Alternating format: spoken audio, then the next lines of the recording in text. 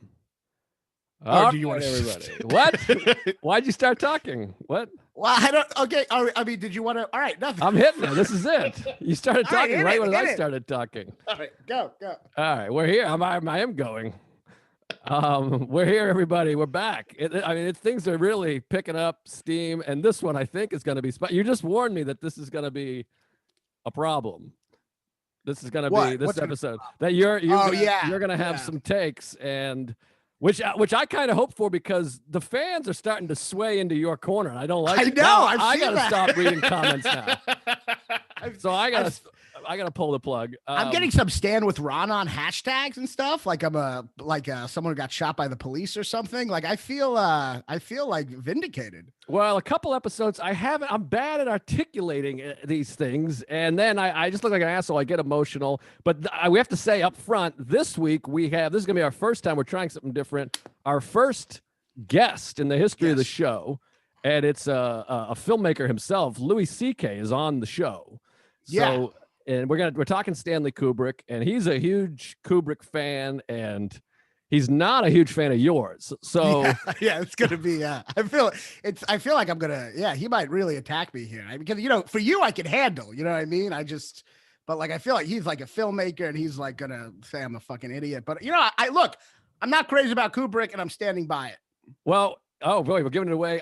I got things to say about this also, and I'm with you in some ways. The things I love about Kubrick aren't necessarily like I love these films. So we're going to get into that. But I will say the other day I was talking, a little sneak preview, I was talking to Louis, and we were talking about how Eyes Wide Shut was panned by a lot of critics. And he was of the opinion, and he might repeat this in a moment, I guess. He's of the opinion once you get to that genius level, you're above criticism because you're like, well, if you don't like it, maybe you just don't get it. Like, how can you be smarter than Stanley Kubrick? Which I think that's insane, and also just kind of like shows how genius. When people keep calling you a genius, you can end up making dog shit and not realize it. You know what I mean? Yeah. Well, speaking of dog shit, I can't wait to talk about Eyes Wide Shut. So I think on this episode, we're going to talk about Eyes Wide Shut. 2001: A Space Odyssey, which The Shining. Yeah, I wanted to pull something up because I went down the rabbit hole yesterday of 2.5 hours of reading about conspiracy theories on Kubrick, and hopefully he comes in soon because I want to just jump into this, but I don't want to have to backtrack with some of this stuff. Oh, okay. I didn't know. I thought you pressed the. So we're waiting for him. Yeah. No, we're recording. I mean, the show is happening, but I don't want to. We'll just do what we normally do, which is the podcast. It's not like then he'll come in, right? Well, I'm saying I don't want to get too deep into it, and then he shows up, and I got to go. Here's what Raanan said a few minutes ago that you're going to hate, and then here's why I'm stupid. Right. Well, should I talk about? I thought I had COVID again. I got my 50th test while watching Eyes Wide Shut on the phone. Didn't you get vaccinated? Yeah, but I'm still terrified. I still thought I had COVID this week. So what did you have? Anxiety? Yeah, I mean, they weren't like the rapid test came back negative, but you're positive for anxiety. Like they didn't tell me that, but yeah, I guess so. Or I'm like a little under the weather. I don't know. I'm freaked. I did Jason Canner's show. It's like indoors, and right. I just feel like I was like, what if I have COVID right now? I'm just like a serial murderer, and Yeah, you look a little fucked up, frankly. You look heavy and sweaty. Yeah. Maybe I do have COVID. Yeah, you look wet. Like you look really sweaty, and like I think you're gonna die here on this. You look like Kubrick while he was wrapping up Eyes Wide Shut. I've been in my fucking room all day, besides when I got my COVID test, just to fucking watch one misanthropic movie after another. I'm so Kubricked out right now on fucking ideas and no human drama. I'm so fucking Kubricked out. Well, I just watched this thing, and I think maybe you said you saw it. It's on Amazon Prime. I don't know how it got on Amazon Prime, but it's like all these conspiracy theories about Kubrick's movies. It's so bad. First of all, they spell The Shining wrong. It says The Shining. I texted a few people. I put it on. So I posted on Twitter, and someone was like, "This was done by The Simpsons." I'm like, "No, this isn't a bit." Which is hilarious because the documentary is like, we're going to look into every single detail. No detail's going to be missed in this movie that we immediately misspelled the title of. Well, and then at one point they're talking about The Shining, and they're like, and look at this upside down Union flag, and it's the Colorado flag. I'm like, that's not even, you don't even have your facts right. It's so The bad. movie, yeah.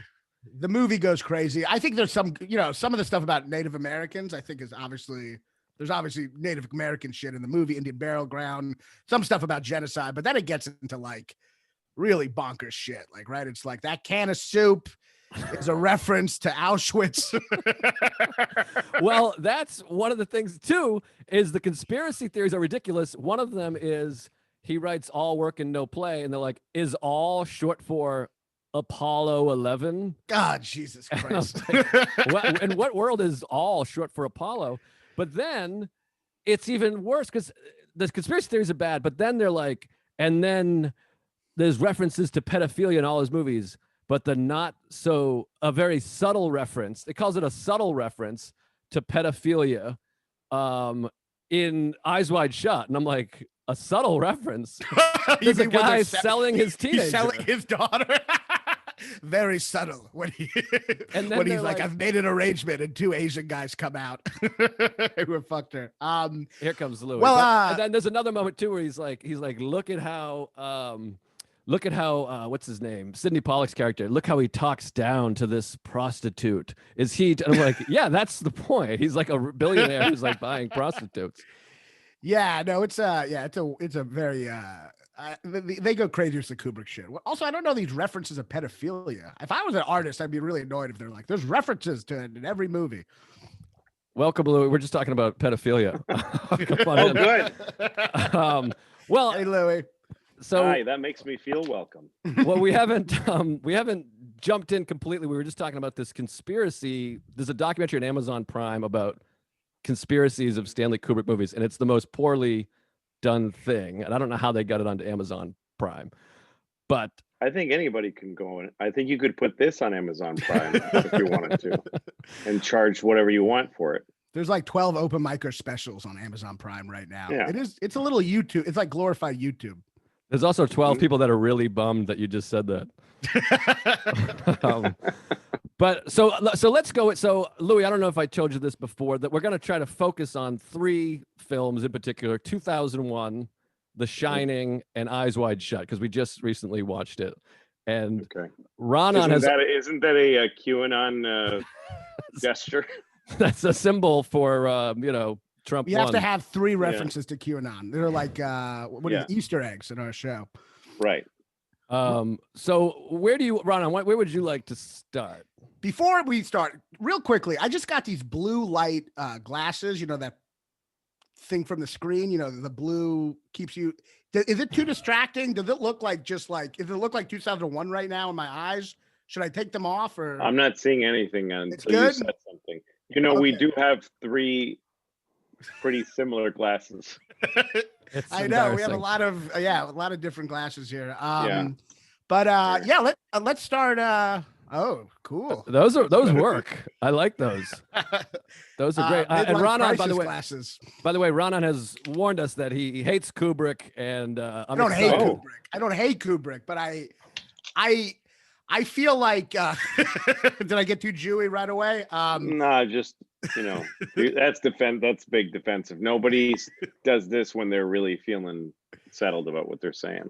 Well, I feel guilty. Everyone says Kubrick is amazing, and there's stuff I love Dr. Strangelove, but I do think there's something cold about him, and there's something where he's not as a lack of humanism that sometimes, even though the ideas are interesting, I find it hard to emotionally invest a lot in his movie. I don't disagree with that. He's one of my favorite filmmakers ever, but he has made a lot of movies. Did you ever see Paths of Glory? Yeah, which is one of his more humanistic movies. It's very human. I mean, it's all just about these people facing these different human conundrums. So it's less. It's a very it's a very powerful, very traditional. I mean, more traditional, I guess, and a very powerful anti-war movie. But when he gets into I guess we can start. I mean, I don't know where we start. We can start chronologically. I think I'm going to say the opposite of chronologically, because 2001, that could take 3 days, and that's the most interesting, I think. Eyes Wide Shut, I feel like we should just knock out Eyes Wide Shut.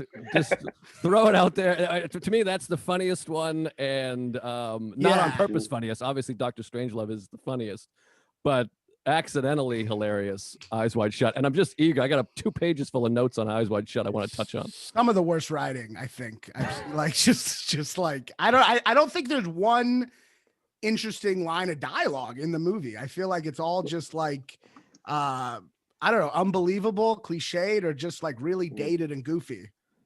Here we go. Let me ask you this: what's your baseline? What for you is like I don't know you well in terms of movies. What's like your favorite? He's a horrible cunt. He claims Nashville by Robert Altman is his #1 favorite movie, which I think is a lie. That is my favorite movie. Why would he lie? What would he lie about that? He just wants to be just mad because he thought it's boring. Who is that getting him laid with? Nashville's my favorite movie. It's in fact, it's the exact opposite. Raanan is on the record for saying Pauline Kael is his hero, who's Pauline Kael? Yeah, exactly. Famous film critic. You don't know Pauline Kael? No, I'm not that educated. Is she a film critic? Yeah, she's a really great film critic. She wrote for the New Yorker. Mm-hmm. Nashville. I love. I love Coen Brothers. I think they have some of the best dialogue ever. I mean, there's so many dialogue I love, but for me, I guess Eyes Wide Shut. I guess ultimately, I think there's some interesting things in it, but it's based on a book or a novella from the 1920s, and it feels like dated in the sense where it feels like when I was watching it, I was thinking this movie feels like it thinks it's the first movie to bring up that married couples have sexual feelings towards other people. Like it almost brings it up as if it's some controversial idea, which maybe that's how it felt in the book that it's based on, but did it not feel that way to you all? Like it's thinking it's more provocative than it is?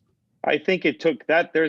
I don't think that it felt, or the movie was claiming in its aura to innovate that at all. You can't innovate that idea. That's not a new idea. It never could be. It put it in a new context. I mean, I think what Kubrick did with his movies was he would take properties and literature and just say, I don't care about this book. I'm going to make a movie I'm going to deconstruct this, make a movie based on it. He had this very specific idea about cinema. And so he took the really banal idea of a couple that's hit a skid and have drifted apart and started to have invasive thoughts that are driving them apart from each other. But he put that into this incredibly high, thin atmosphere, oxygen world of just the richest fucking guy in Manhattan. I mean, these are the richest people. They don't touch Earth. That movie doesn't touch Earth. That movie's not about anyone knows. No.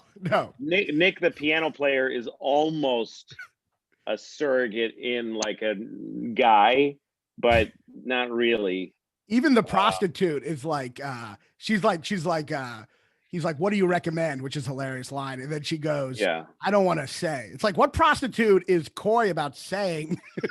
Don't make me blush. Yeah.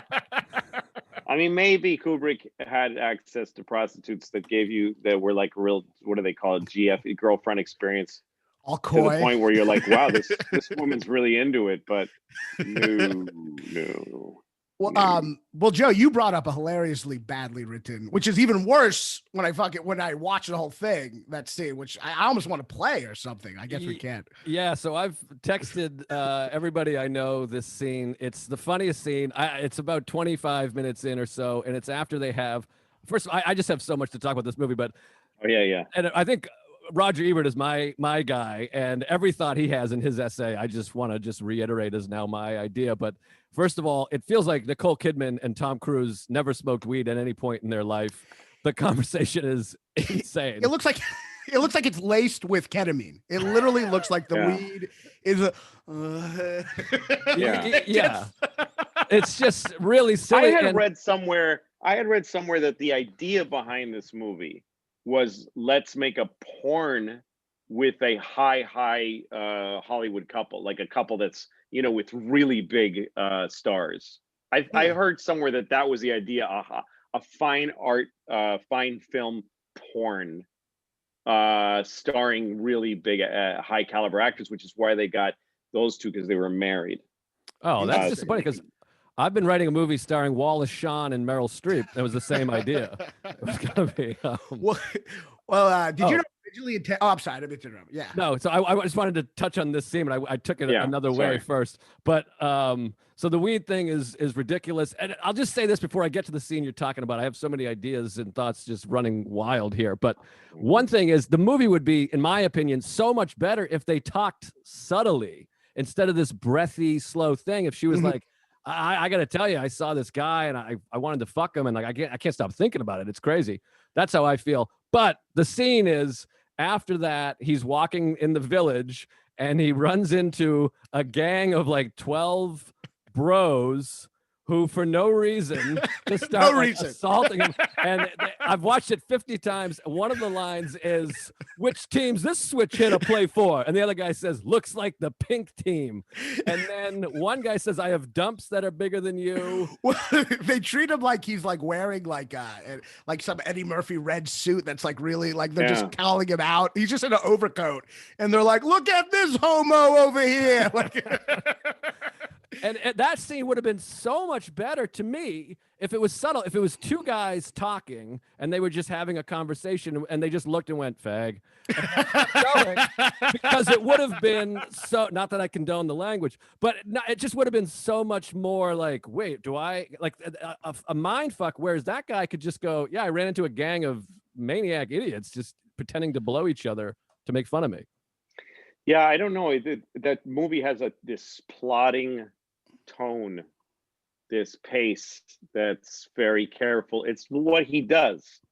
I mean, you can watch every Kubrick movie has these dialogues, like in Barry Lyndon, "Mr. Lyndon, he has fired his shot. Do you want to fire your shot?" Yes. It's just like that. And then so is this fucking, I dreamt that I fucked a man. It just and I happen to like it. It's like if he was a comic book artist, you would say this is how he draws, and it wouldn't make sense. It doesn't make sense if you were going to go and make a movie of this subject, you'd do it differently. He was out of his mind at that point. I believe that he was a master filmmaker. And so I don't go like, he didn't do it right. I just go, this is where he was at, and this is what his fucked up brain was making. And so I don't judge a movie like that, by any movie by a guy like that. However, I don't watch Eyes Wide Shut over and over again. I don't. A lot of his other films I do. Me and Joe are assholes, and all we do is just talk shit about people more talented than us. That's kind of the. Oh, there's nothing wrong with doing it. I with that kind of guy, I just go, yeah, this is weird, and it's not conveying. The thing is, with movies, sometimes it's like we want to convey this story. We want to make people feel what this feels like. I don't think that that's his goal. And I think the crazier he got, this is the last work he did, and he was living in London in exile and seclusion from all people. Definitely. And I don't know that and I don't know that Kubrick had I don't know much about him personally, but I don't gather that he had a really social life with family and marriage that was really was he married? I don't even know. I think he was I think he did have a family, but he barely left his estate. And I even think to the point where the scenes in Eyes Wide Shut that are in New York, I don't even think he filmed those scenes. The ones that are outside, it's Tom Cruise is on a treadmill. It's like in front of the screen. Seriously. Oh, really? Yeah, he shot on a treadmill. Yeah, so it's like he doesn't. I didn't know that. Yeah, he doesn't. He definitely doesn't like going to New York. He definitely doesn't know what hooligans sound like in New York at all.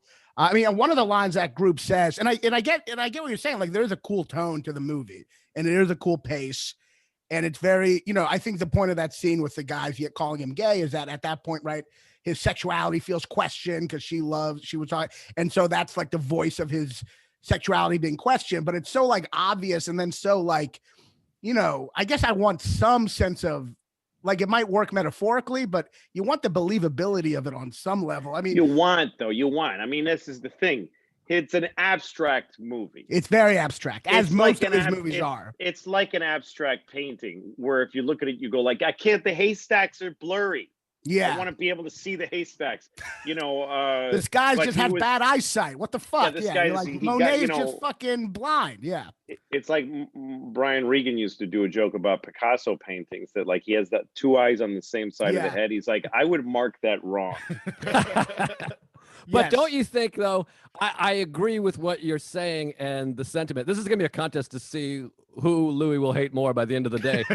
But that particular scene is just a misfire. I mean, I love the guy. I think he's amazing. But he wasn't going for that. He, at some point, thought this is probably what a gang of guys is like. I mean, literally, there's a guy going, like pretending you're like, Well- wait, you're blowing somebody, and Well, another guy what- bends over and is sticking his thumb in his What ass. guy sounds like Andrew Dice Clay? I tried to write it down. He Yes, goes, I know the a line. woman had a red rose in her mouth and she gave me a Mexican lap dance and it was so hot. He totally Andrew Dice Clay. He was like, at the end, there were scars on the back of my neck. He Like, says, I can't stop saying it in my life. He says, I got scars on the back of my neck. And he's like, he's wearing a Yale shirt. Like he's like a Yale. I'm like, come on. That one is just a fuck up. Like nobody had told him and nobody was there to go, Stan, this is ridiculous. yeah. I would say that what you're watching is not someone trying to get things right. It's a deluded, crazy guy who had made too many high altitude films, and he had a distorted view of the world. And what's valid about the movie is how does a guy like that see the world? That's all. You appreciate it for its flaws, or you It's accept not it for flaws. It's just he doesn't understand the world, but he tried. right. And the wrongness of the tone of that scene creates a sense of it makes the movie what it is to me.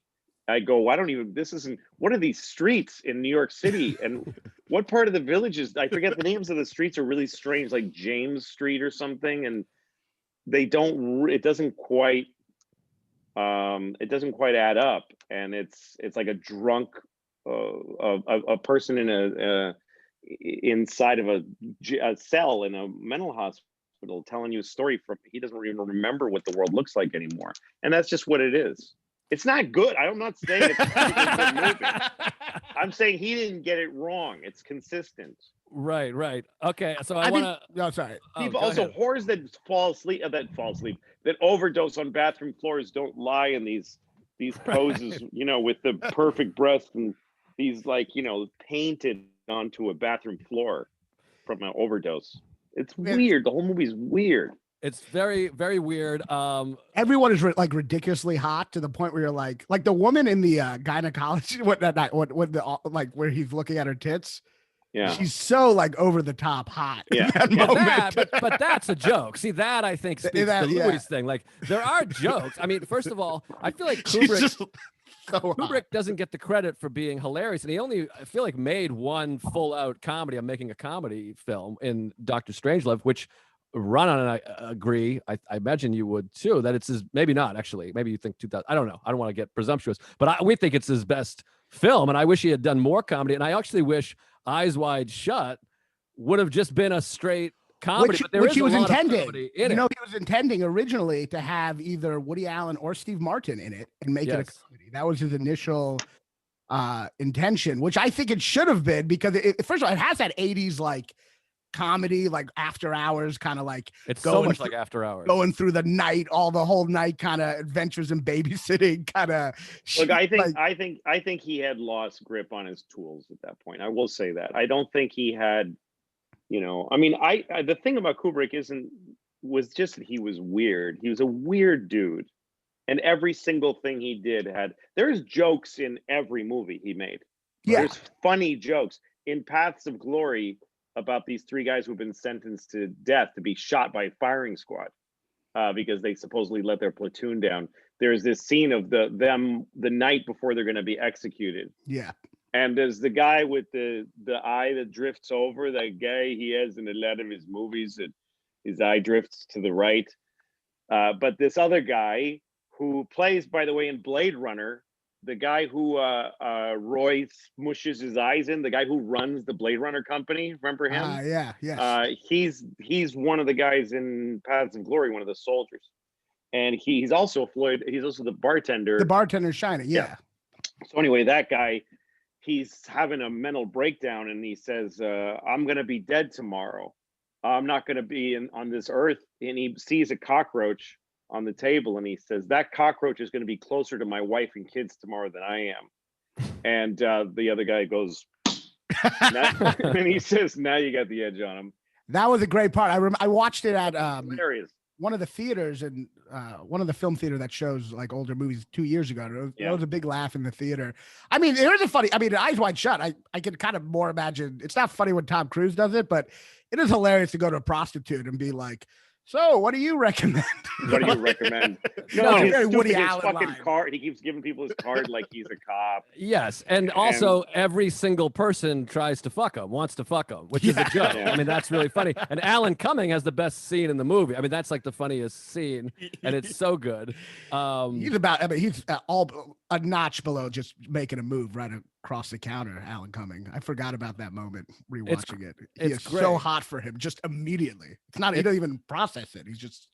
It's a great scene, and also the idea. I mean, it's also funny that he sets out on this thing to get laid and have this weird sex thing, and he never does. I mean, that's doesn't do anything. It's so similar to After Hours, and he keeps. And the funniest scene is he goes back to the prostitute's house the next day, and it's her roommate, and finally he has confidence. Like it's the first time it really shows him. He has his masculinity back. He's mad. He's upset. He's gonna get laid.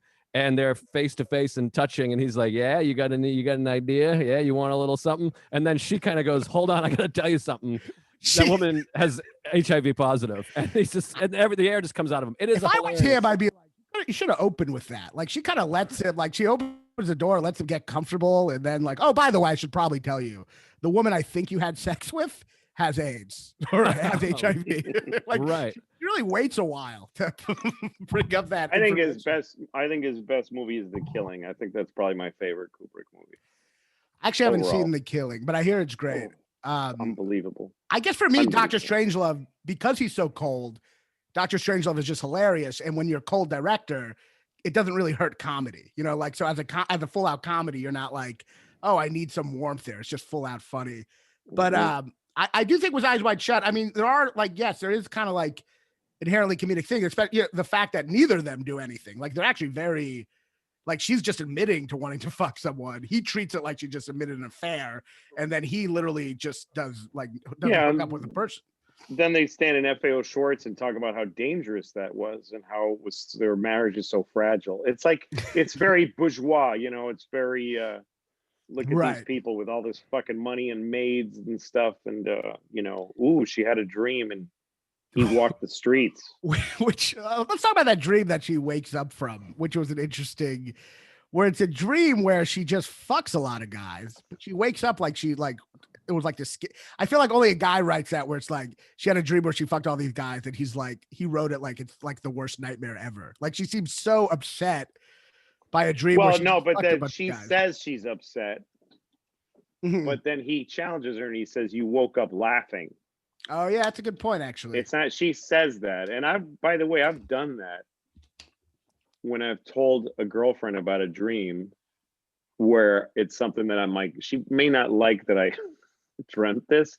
I don't know why I'm sharing it with her, but I'll pretend I was upset in the dream. I mean, I think when people tell dreams, they usually rewrite them. Well, she's definitely crying, though. I mean, but she wakes up laughing, like that's true. In a cruel, and he points it out to her. He says, "You weren't but crying, you were laughing." I think she was laughing in the dream at him. Yeah. But I think she was definitely upset when she wakes up. She seems very upset. I mean, she's conflicted. Yeah. Yeah. Can I just say that if this whole movie, the whole plot of the movie is set in motion by his wife going, "Yeah, I thought about fucking this guy and I can't stop thinking about him." If that happened in my relationship, I'd be like, "But you didn't, right?" And she'd be like, "No." And I'd be like, "Okay." I'd be like, "Let's fuck, baby. Let's jerk off. I'm the pilot." Exactly. The sailor, whatever he is. That's like, what's so dated about the movie. It's just like they act like admitting sexual feelings is like a betrayal of a marriage, and then they go crazy from it. But I can buy that there's a guy that's like that, and I think it's about masculinity, and that was sort of more the idea. Also, I do think 22 years ago, we have progressed with gender roles and stuff like that, where men are openly like, "I'm in therapy. I hooked up with a guy." There was that happened before that, but again, the movie is set in a really rare air. I think he's taking these 1920s social mores and Yes, applying them to he's definitely modern doing that. Yes, rich people it's who can't handle life.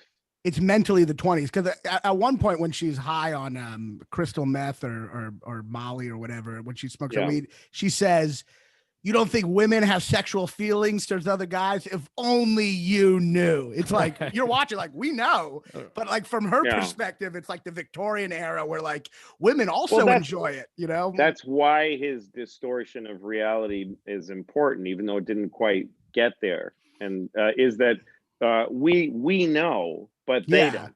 This is a movie about people who don't. Right. They're in the 20s. They're just dressed. There's like a lot of, and I think there's a lot of that with movies and TV now, that when people criticize it, they go, this isn't up to where we're all at with the attitudes and with our conscious and our understanding. Okay, well, this is a movie about people who aren't. This is a movie about people who aren't there. I said the same thing to this dum-dum a couple weeks ago. Well, but I think that's a flaw. Like, I'm not. Why is that a flaw? Why does every movie have to be like a statement of the collective? Like, here's what we've all learned about life.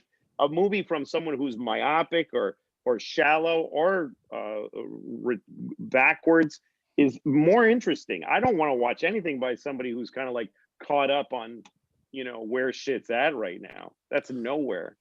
Well, that's easy to watch. I guess I'd want to see something that's maybe not caught up, goes further, or like at least is a reaction to now. It seems like the inconsistency of it being set in the 20s but set now seems confusing to me, and also maybe a little like surfacey, because it's like it feels like they're talking as if Freud just happened. You know what I mean? So I'm like, I don't feel like this movie's going far enough into this world. I feel like it's like, I guess I ultimately do think it's a little surfacey about it, where like her bringing up sexual, like I've been sexually attracted to this guy, and then him like freaking out about that so much as if it's just like this profound thing. It does make me feel like it doesn't go deeper into like the sexual stuff. And also with him in the orgy, like you kind of, you'd want to see him like titillated or something. You don't really feel any of like, it doesn't feel like that dark sexual thing it's trying to do. It feels like it just taps the surface. Well, part of that too is that they blocked out a bunch of they changed the orgy scene famously. They like CGI'd couples in front of the sex. Like the orgy scene was actually much dirtier, because that was a big criticism, was this is the most boring orgy ever. And that was like real dicks going in pussies, right? It got really graphic. Yeah, because it's like, and maybe that's dated just from now, because like for now, porn is like, a little person having sex with his stepsister or something. So you're watching like this, and it's like, this just seems very elegant. Like this seems just nice. Right. It's just like a very nice, fancy orgy. I thought it would be hilarious if in the orgy scene there was one woman in the circle that's just real fat and has like a Jason mask on. Just like she's wearing flats, and or she's just wearing like a CVS Hoska, Halloween mask, right. like a Marvel character, like with a rubber band. But they're just focusing on Tom Cruise. How did you get it? She's wearing like a Casper the Friendly Ghost mask. And, he's like, why are you looking at me? How's she in here? Never mind her. She's always here. She's a big part of it. Yeah. Do you know there's a subtle, super fun Kubrick-y creepy thing that I was never aware of until somebody messaged me. Did you know that at Sidney Pollack's party, the opening party, when they show up, they get greeted by Sidney Pollack and his wife.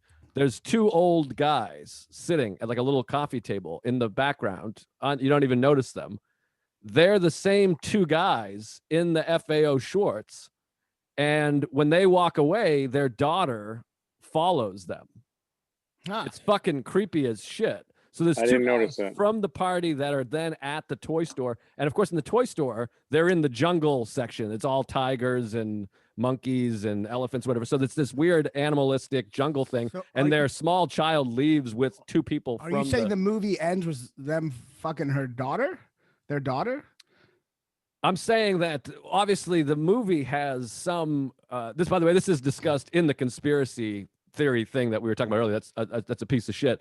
But I think there's obviously, that's the fun thing about Kubrick. And that's what I want to say over an umbrella over Kubrick. And I agree with you, Raanan, in some ways, in that his movies are not particularly digestible or rewatchable always. They're not fun. There's nothing fun about most of these movies. Clockwork Orange just makes you feel kind of nauseous. And The Shining, a lot of it's tedious and weird.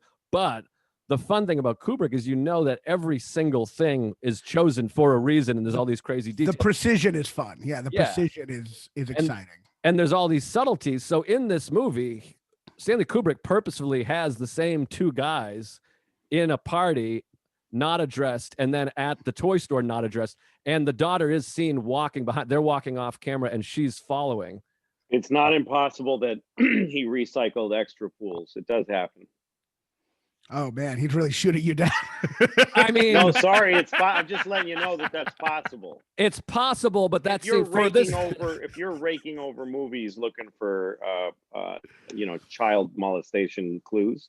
But but for this filmmaker, that's got for Stanley Kubrick, who is he would this guy, I feel like that has to be somewhat. And the party is the whole movie. The through line is this weird secret sex society. It's obviously about really super rich, wealthy people who are bringing in women to fuck.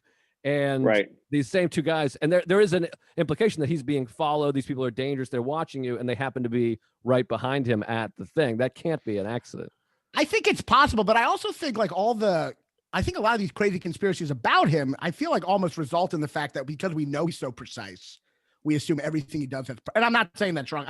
That could be, but I do think in general, because that documentary goes into some crazy shit. It's stupid. Yeah. The documentary. I think it's stupid. Based on the assumption that everything he does has a purpose. And in movies, there's clearly going to be things that are just done in the moment. So I'm not saying that's it, but I feel like, other things are just like, well, clearly that can of soup in the thing in The Shining, if it's visible, there's clearly a purpose to it. So I think when you think everything has a point, sometimes it can be like, it makes, I guess that's what a conspiracy is. You think everything has to have a point, and there's no. I would suggest that we don't talk about this movie anymore. Okay. But wait, can I just say one last thing? I just want. Yes.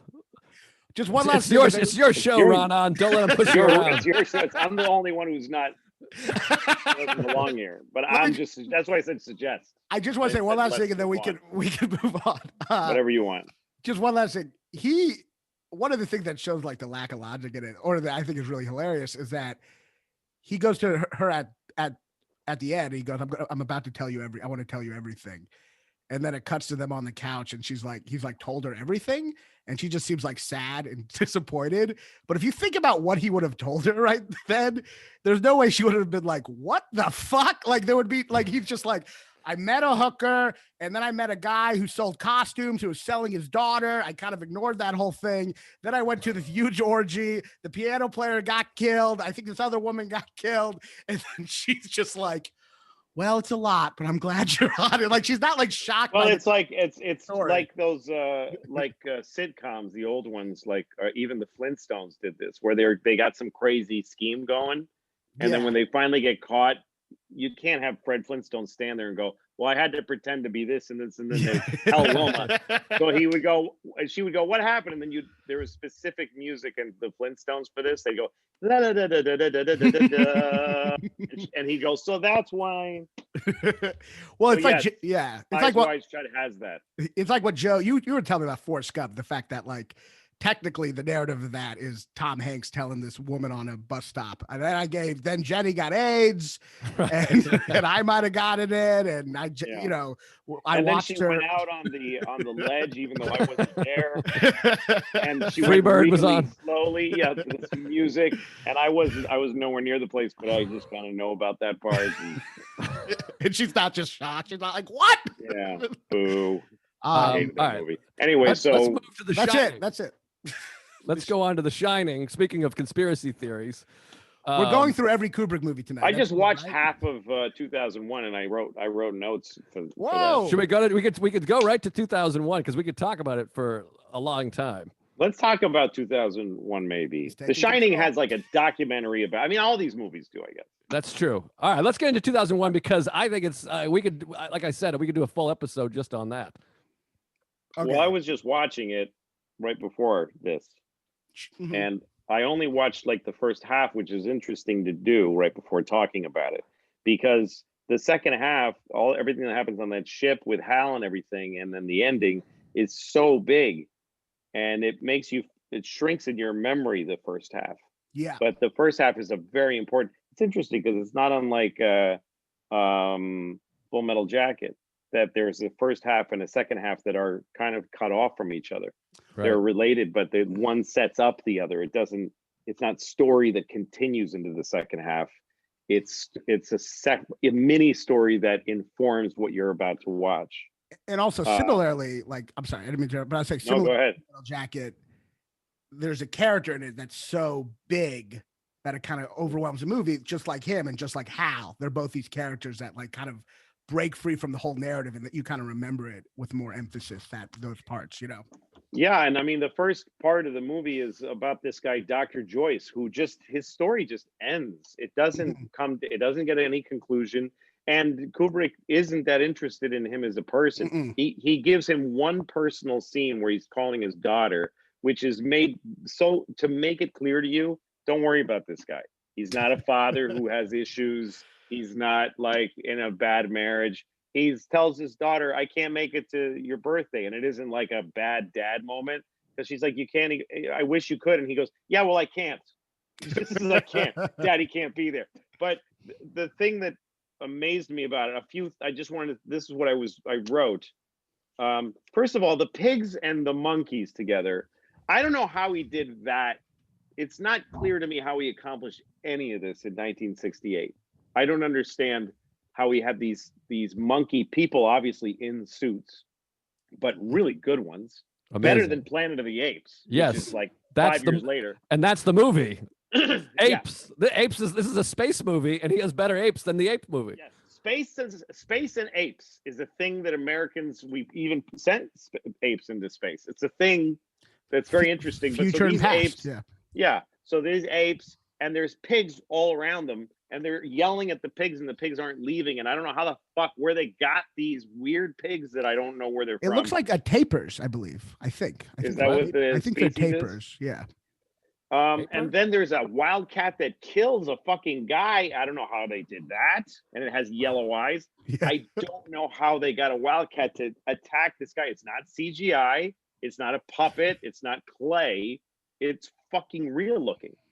Yes. And then this movie has feeling, because these beasts are scared in the cave. They're staying awake because there's roaring, and they look depressed, and they're traumatized and scared. And then when that thing comes with the weird people going this is why Kubrick was just weird. He was a weird dude, and he suggested a aura of energy with a chorus of people singing,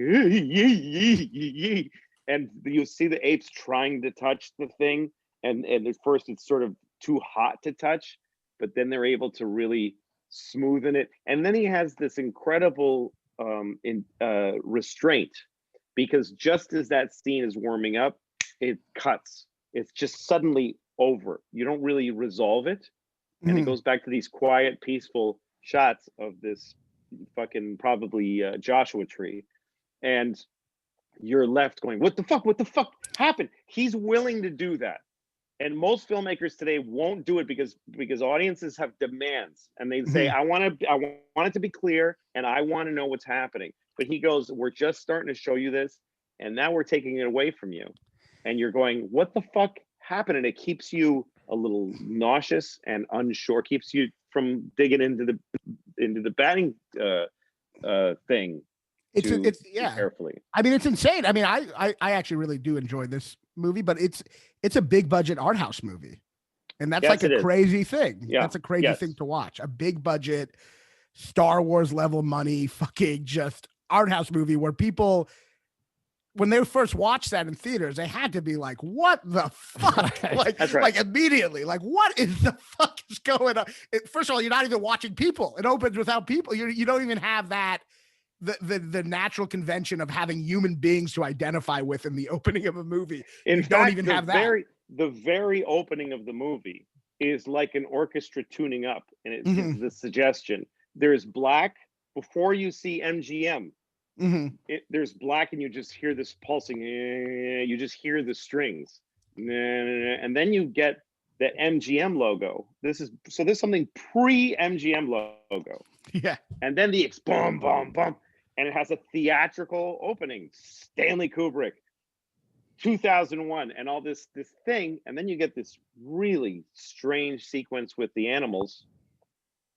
And the thing like Joe was telling me when we were talking about it before, the novel explains a lot. The novel's very clear. The novel's very detailed and precise. And what Kubrick did with cinema was to say, let's take out all that clarity and replace it with mysterious ambiguity that makes everyone's brain decide a different thing about what they're seeing. I think that's the greatest thing about his work of this kind. Yeah. So there's clarity. I'm sorry. Yeah, go ahead. Clarity to the whole. I haven't read it, but is there clarity to the whole, like the ending and everything?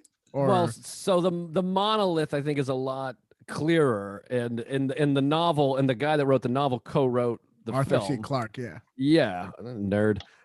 So yeah, but basically he said, there's a much more advanced alien civilization that puts this monolith there, and it's sort of this weird timekeeper or whatever, and it advances these the species, and then it's on the moon, and that's the signal. The sound you hear is the signal back to the civilization. Interesting. That 4 million years have passed, and they've now made it. They're able to space travel, and then the end in the hotel room is essentially a zoo. They've created a human zoo. Interesting. They've taken in this information. They're like, okay, here's a hotel room. Let's watch this old bastard in his hotel room. But none of that is in the film. No, and Kubrick says he wanted to suggest these things. He wanted to give people a feeling of this stuff cinematically instead of explaining it. And it wasn't meant to be like, oh, well, that's not what people saw, so we did it wrong. He kind of just gave you these brushstrokes to give you that feeling. And this monolith is left totally unexplained and mysterious, something you couldn't do in cinema today unless you got at some point explained absolutely everything. I was talking to my girlfriend lunch about how weird it is that we all walk around with these rectangles. How strange it is that we walk around with black rectangles staring into them. They rule our whole lives. And she pointed out that it's like the fucking monolith. It's like exactly the same thing, and it excites us to aggression. It is like right. You look into this long enough, you're gonna pick up a fucking bone and hit somebody in the face with it. And it does push us forward as a civilization while also drawing us back. There's a very specific moment in this movie where the monkey throws the bone in the air. It's almost corny, but it's good. The bone tumbles through the air and it becomes a spaceship. And then this beautiful music starts, and it kind of suggests that there is beauty in our aggression, that our aggression leads to things that are celestial and beautiful. But and they're both weapons also. Yeah. And also weapons, the same rate.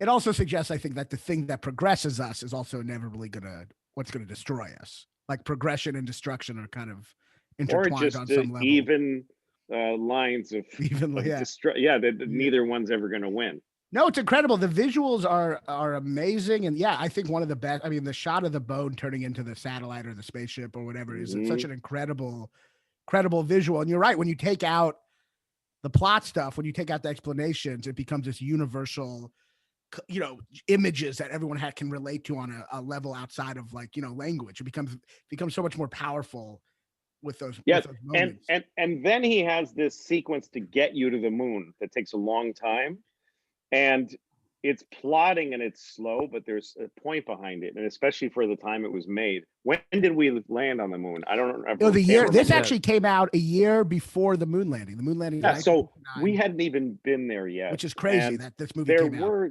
There were space movies, there were spaceship movies, but it was just about the kind of boyish, kind of like silver wee, and like turn the laser beam on the thing and monsters. They weren't serious movies. None of them were. And what he does here is very meticulous, which is the first thing that takes you out there. There's two different ships that he travels on. One of them is like a little airplane because it has to make its way through the atmosphere because it's meant to fly with wings. But the thing that goes from the space station to the moon is just a ball. and it's a completely different world than the spaceship that has airplane seats with fucking jet blue fucking screens in the seat in front. I mean, it's so exact. I want to know what movie he's watching, but he's watching a movie on a screen in front of the seat in front of him. It's precisely like today's seats in movie theaters. I mean, on airplanes. And it's not NASA. It's Pan Am, which is an airline I remember flying when I was a kid. And the Hilton has the hotel at the thing, and Howard Johnson's. Well, and they wash the dishes in a whirlpool. Like, he's very important to him to show that it's going to be the companies are going to get people out there, not the government, even though the government was putting people on the moon. Well, also, like, I mean, to me, the most prescient thing is like they're fucking literally what we're doing right now. They're doing through the whole movie. It's just right. It's like Zoom calls. FaceTime. It's like FaceTime. That's right. Where you're just That's right. Yeah, Well, that's like the whole thing. Yeah.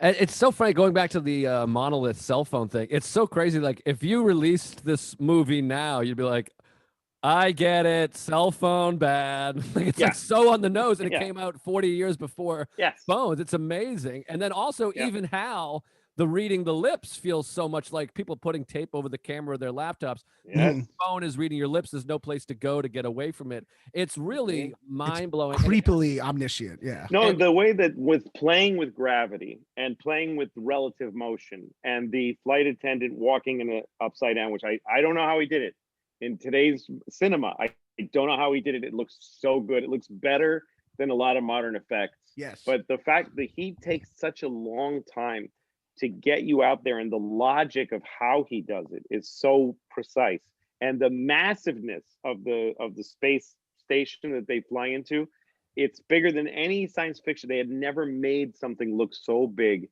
and it's followed logic, and it very elegantly showed how you would take advantage of the fact that you can walk this way and then this way and then this way, and he just shows it so slowly that you believe you're in space when you get there. You don't need to just go, okay, it's a science fiction movie, space, blah, blah. You go, I'm fucking there. It's a heavy investment that at the time must have been staggering because nobody had ever seen anything like it.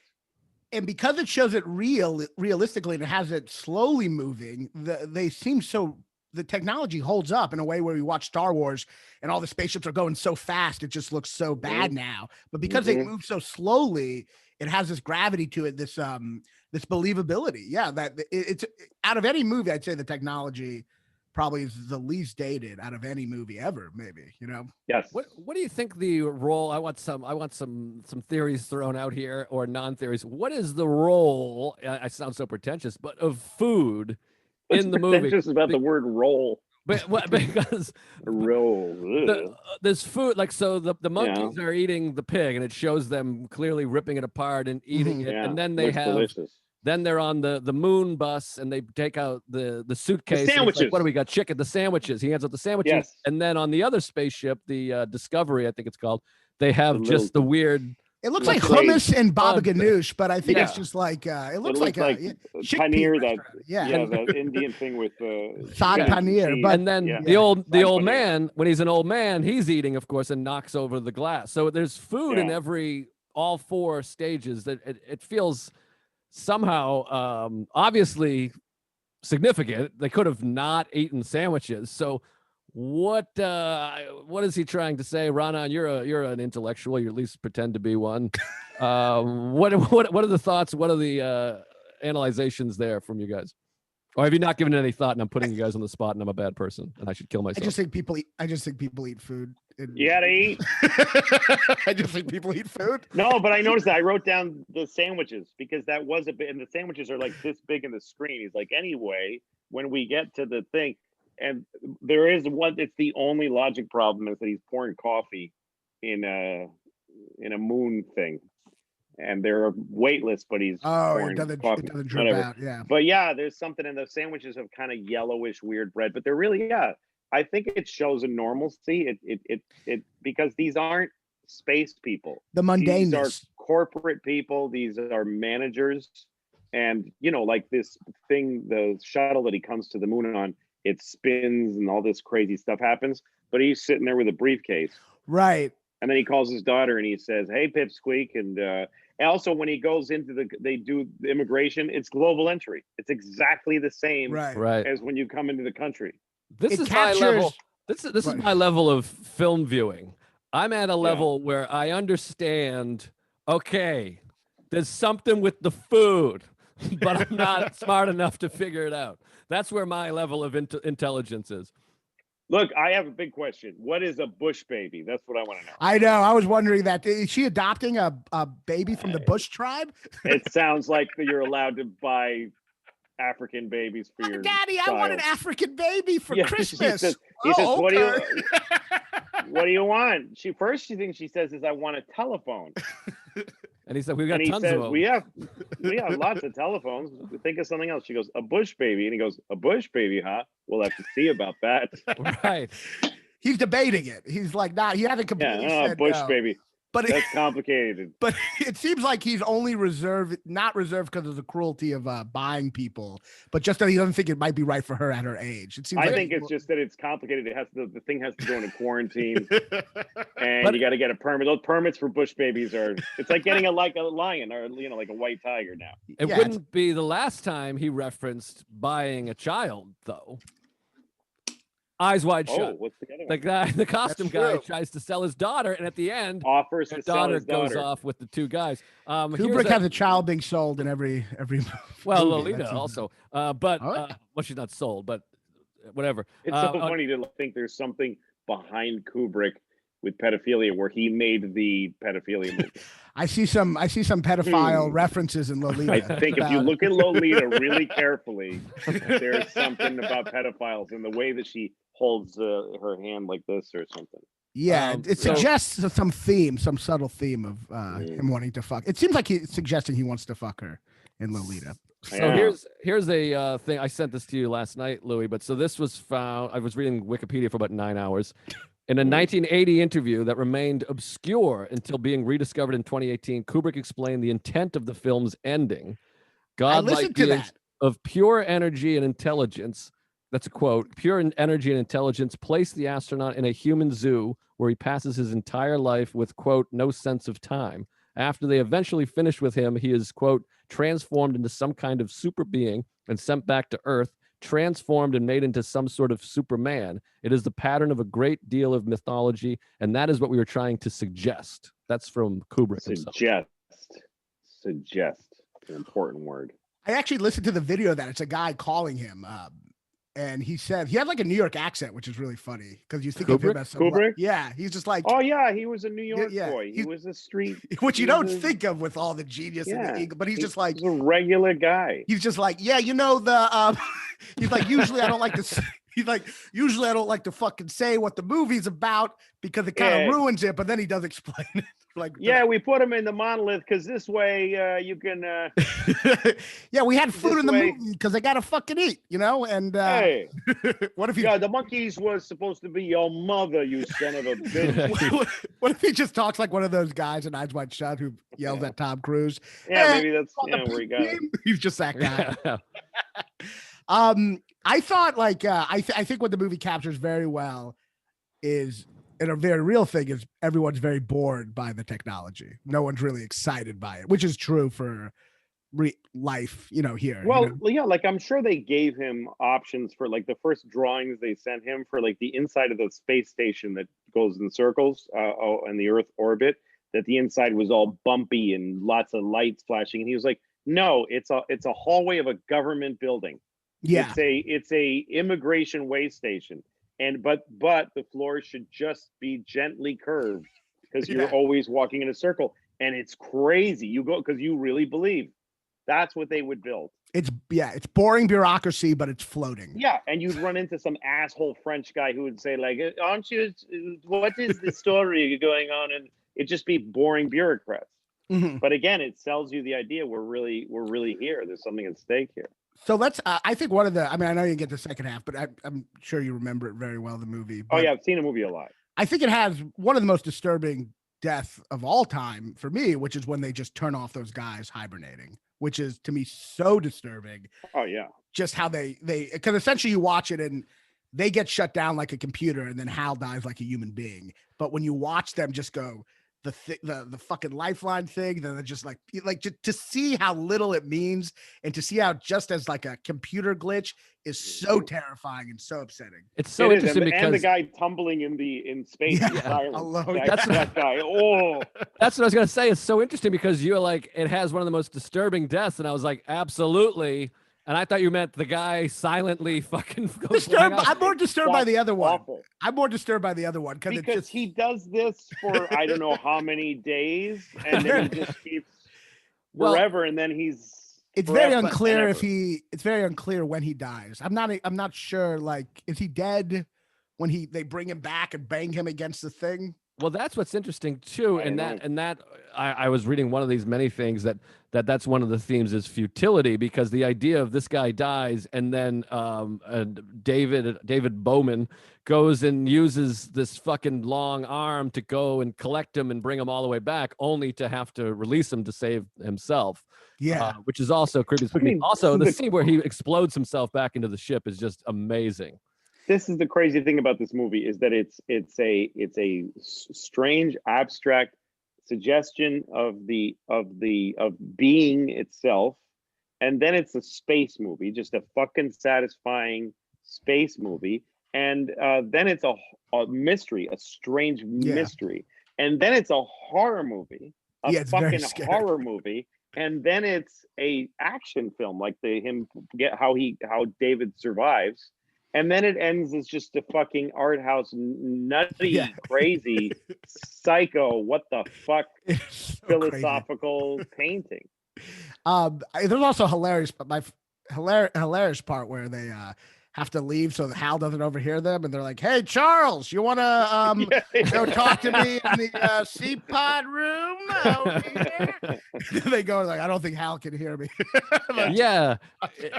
Which is funny too, that they're not even mindful that maybe Hal could read lips. I mean, like, he's pretty smart, but hilarious. But also we've touched on it, but like, every visual in that film is like stunning. Even like the POV of Hal just looking at Bowman with the lights reflecting in his eyes and the lighting. It's like the most beautiful movie of all time. It's the most mysterious movie of all time.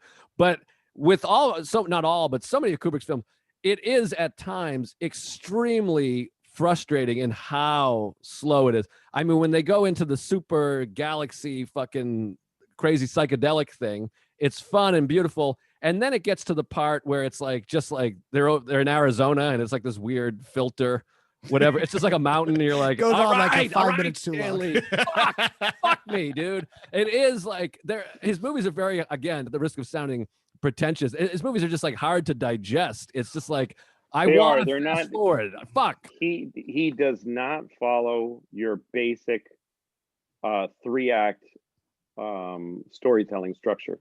I can't think of any of his films that do that really go like, set up the characters, take them through their conflicts, resolve it, and land the movie. He doesn't do it. He just doesn't. This movie has 2 parts, and he like, I mean, this thing of with 2001 and Full Metal Jacket, that he invests your brain with these ideas before showing you the story. The story of 2001 is Hal 9000 and those 2 guys, but he invests it by showing you the dawn of man and showing you this interim thing.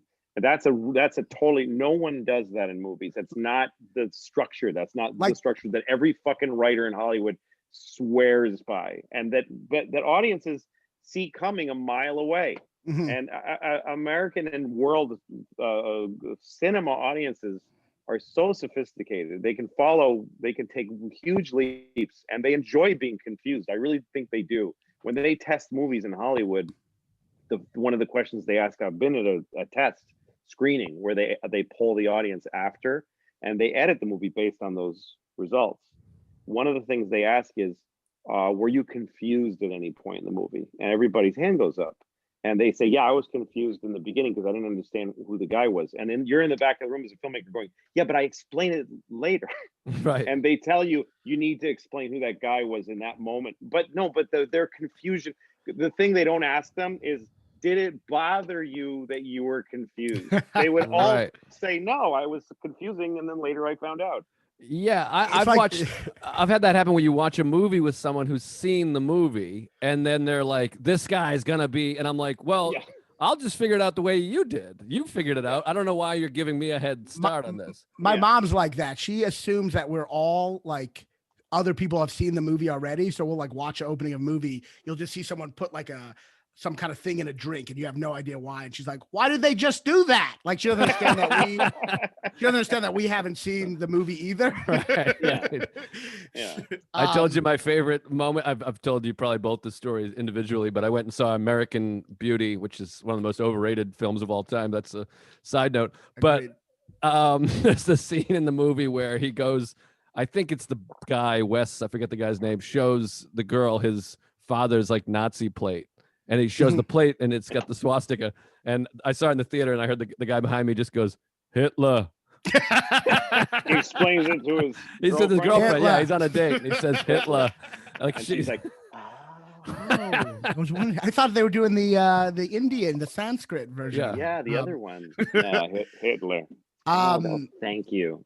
But I think one of the reasons I do like, because I do have issues with Kubrick, but one of the things that I do like about 2001 is his other movies. I do feel like because there's characters, that there is a human drama that he sometimes avoids. This movie's so far removed from that I don't mind. Like, I feel like with Eyes Wide Shut, there's stuff that they could have gone deeper with. You know, they are a married couple and I wanted to see more. And Shining, if we can talk about it, I think there's issues that are lost, but this is so far removed from human drama at times. I think it's a good point. He was applying his weird abstract storytelling to a movie that's just about a fucking married couple that are having a hard time. And that's weird. That's a big choice to make. Yeah. And again, because it's Kubrick, I'll just go along and I'll just see how he does with it. I won't go like wrong. You know, like I read reviews that were like, no, he did it wrong. Like, no, that's what he did. That's who he was at that point. I'm more interested in his misfires than I am in a lot of very talented filmmakers' perfect hits. Well, I'd rather watch Kubrick fuck up than watch a lot of, you know, juicy, great. Ooh, wow! They really, he went like this, and fire came out, and it was perfectly filmed. All of his movies are very interesting. Yeah, they are, but I think they all have this thing, as to what Joe was saying. They're not satisfying. They're not. They don't go down easy. They don't take you down the road that you're expecting. I mean, the worst version of those very structured movies and TV shows is one that people really like, which is the movie is kind of like I think of a lot of movies as like a vacuum cleaner salesman comes into your house and throws shit all over the floor, but he cleans it all up before he leaves. Right. And so many movies that are perfectly well made, when you leave them, you go, all right, what do you want to do next? You don't even talk about the movie. Yeah. But a movie that leaves you frustrated, like, what the fuck was that? And you argue about it. I just find those tastier. I agree. Sticking to the formula can be very boring itself. It's just boring in its lifelessness. Yeah. So I'm bored by knowing where it's going. And this, you definitely, this is probably 2001 is the most far removed from knowing where it's going. You don't even know where it is, much less where it's going by the end. It's just like insane. Well, I do want to talk about The Shining, but real quickly, what do you all think about? Should we talk about the ending? He's like a fetus over the earth. Is he hanging out there for a while? Is it just a metaphor? Or? Yeah. I mean, I just told you what Stanley Kubrick said. That's what Kubrick said. You didn't explain the fetus, did he? Oh, just reborn. No, he said it's a Superman. Like the civilization, I think, has created this Superman after watching and studying for 4 million years. By the way, I think it might be the longest time covered in any film, right? Like it takes place over 4 million years. Yeah. There's no movie that can compete with that. I got one that can. Well, I think I got one that can beat it. Yeah. Have you seen Tree of Life? Oh yeah, I don't get Terrence Malick. I'm too stupid to get Terrence Malick. But they cut to. I'm not crazy about him either. But they cut to dinosaurs in it. Remember? And I feel like if you bring in dinosaurs, we're talking 60 million. You know, I don't need to. All right. Boo. We'll edit that. Well, boo. Bring it. You know. Was that real? What's that? Was that real? Yeah. He holds them and saves them for when I say something annoying to him. Wait, Louis, do you want to stick around for The Shining, or I feel like you got annoyed about the idea of The Shining. Stick Oh, not at around. all. Oh, okay, great. Okay. Let's talk about. No, I just wanted to talk about that one while it was in my head. No, fair. Yeah. Because I'll leave if you want me to. No, I want Raanan to leave my life. No. Yeah, let's talk about Shining. We're all. I just want to point out that I'm advertising for McGurdy's Comedy Theater in Florida, Sarasota. Right? Yeah. Sarasota. Nice. Go to McGurdy'sComedy.com for tickets. Yes. Good. I'm sponsored by Starbucks. Starbucks coffee. It's a Seattle-based startup. All right, I'm sponsored by this weekly pill organizer I just had to buy. Okay, so let's talk about The Shining. Raanan, you have some thoughts, I assume. Oh, I got thoughts. Well, yeah, I think so. Yeah, I agree with 2001. I think it's so abstract, but its content is so abstract it kind of works. For me, the biggest thing about The Shining is just like, I think my biggest issue is that, in the book, it's the idea of like this father who does love his kid, but has this darkness within him, and it kind of comes out, and it's scary that the idea of this protector trying to kill you. But Jack Nicholson looks like he wants to kill his family in the opening scene. That was Stephen King's complaint. That was Stephen King's big thing. He's like his kid says one thing, and he's just like so annoyed right away, and he goes so crazy so quickly that it's fun to watch, but I don't think it's actually that scary because you just kind of like him. A couple of things real quick. The opening scene when they're driving up. I most recently watched this film in New Orleans with Louis and Greg Hahn, and we had a great time. And I have a joke that I do every time, and I've been doing it for 20 years. It's never not killed. And everyone can take this. You have my permission. They're driving, and first of all, there's a subtle Kubrick joke where Jack Nicholson's wearing his seatbelt, and his son is leaning in from the back seat. He's just sitting like this, which is hilarious. I mean, he's got no seatbelt, and he's leaning forward, and they're driving through the most dangerous road. He has his seatbelt. He doesn't give a fuck. But Shelley Duvall, who I think is not a good actor, and it's distracting, she says, the air is different up here. And then there's a beat, and I say, I farted. Never doesn't kill. So everybody, if you're watching it with a group, do that line. It'll kill. That's all I have to say about this movie. So every time it plays, or you're with different people, you're like prepared to say that. I can't wait, and I can feel my heart beating, like it's like a thing. And I get, if anyone talks during that scene, I get upset. It's the George Costanza thing with the yeah, that's gotta hurt. Exactly. I've been doing it for 25 years. All right, that's a great line. Yeah, I just don't think the movie's that scary because I don't think Kubrick likes the mother or the kid. I don't think he has empathy for them. So you just end up watching. He ends up liking Jack Nicholson, and you don't care if he gets him. You don't care if he kills him. I feel like it works in a fun way, but as a horror movie where you're like, let me empathize with the people running away from the killer. That's exactly it. This is a very good example of why he's just different, because I can imagine people saying to Kubrick, you're not really letting us into Jack as a human being. And then Kubrick just said, get away from me. Get away from me. People must have said it to him. Like, we're not, the wife is strange. What you're asking Shelley to do, by the way, her hair is falling out because she's losing her mind playing this woman because it's not a person, it's not a human being. And he said, do me a favor, Dorothy, get the fuck away, get in the other room. Whoever said this to him, he said, just get the fuck away from me. I'm doing this. You go do that in another movie. And in fact, they did. Stephen King made it again with the guy from Wing. He made it with Steven Weber. He went from Jack Nicholson because he doesn't. Who gives a shit what Stephen King thinks of The Shining? The Shining has nothing to do with Stephen King, who I think is a really cool writer. It's a whole other category. But Kubrick takes whatever fucking thing. He's like, here's a New York Times magazine, this article. I'm gonna make a movie about it, and he just makes it. He decides, I'm not doing the thing that you want me to do. I'm not doing a father who changes. It's boring. It's done. It's been done 1,000 times. So what? It's a very good way to make a movie. Go watch one. There's many. He's like, I'm making the movie from the point of view of the house and from the point of view of The Shining. That's the main character is fucking horrible, strange, mysterious, knowing too much, chilling. Shining is the main character. Jack's not the main character, and neither is she. She is annoying. Like, you want her to fucking die. get the hatchet to the head. I guess I don't. I hear what you're saying, but I don't find it as effective as a horror movie. I guess because It's not supposed to be a horror movie. It's well, not. There is no prescription that movie fills. You don't get a prescription that you go here and they go, oh no, we don't have Friday the 13th. We'll give you the shine. It's not a generic for Friday, like when you go to get Prozac and it's really Lexamil or whatever the fuck it is. Yeah, I got it here. Oh, there you go. Yeah, it's not that. It's obviously I've taken it too because I know the fucking generic. I got the weird colored It's one. not that. It's a whole. It's like, oh no, you don't want the Shining.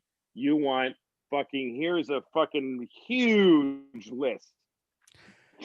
Unfurl a massive list of horror movies that nail we hope this couple gets through this in one piece, and boy is he a good dad, and or he wasn't. But this is from an abstract point of view of fear. The movie's point of view is fear, or whatever I can't put it to words because it's just suggested. It's who's following the kid when he's in the fucking tricycle. That's not even from the kid's point of view. It's from the point of view of this fucking presence. It's the two guys from Eyes Wide Shut trying to fuck him. I think. Yeah, sure. And the fucking the poster of the naked lady behind Scatman Crothers, the weird. What and is then there's one over the TV too. Yeah, over the TV. It's amazing. What if they just kept on cutting to every I think it's so great. This is Stanley Kubrick's idea of what a black man's Florida apartment is like. I'm so much more interested in his bent ideas than I am in someone who's like, no, I'll show you what this would be like, and I'll give you these feelings, manufacturing feelings. And by the way, I'm not putting down that kind of filmmaking. Some of my favorite movies, Goodfellas, a lot of my favorite movies are totally reliable structures, and you can see how they work. But he was doing something else. He was a cubist or something. Untraceable. But just because it's totally untraceable. No, you look at that. What's that from? That's Goodfellas. The guy from Dumb and Dumber. Wait, what were you gonna say, Raanan?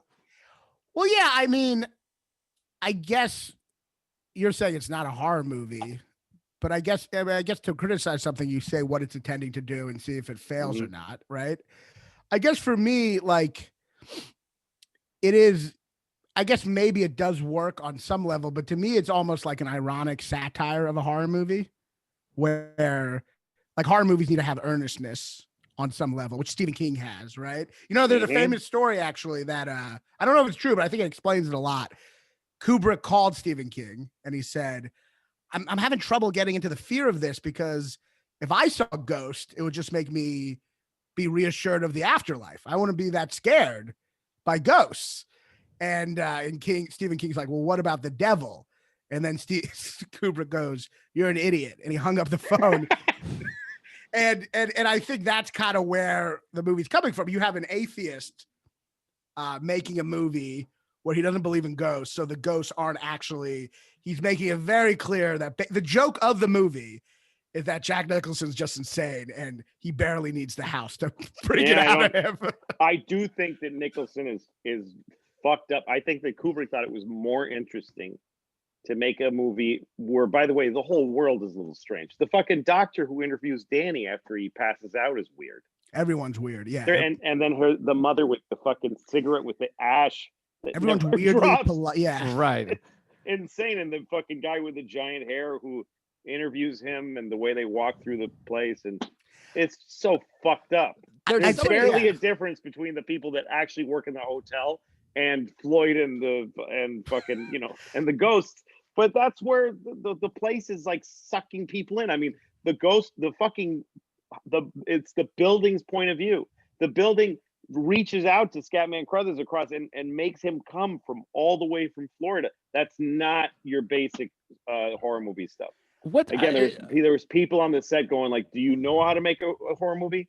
And Kubrick said, I'm not interested in that or anything else you have or to say people. you're fired. It seems like he identifies with anyone but people in all his movies, whether it's apes or a computer or a house or bush baby. It seems like he avoids the actual human beings in the movie, movies are not about human beings. He's not a humanist. About ideas.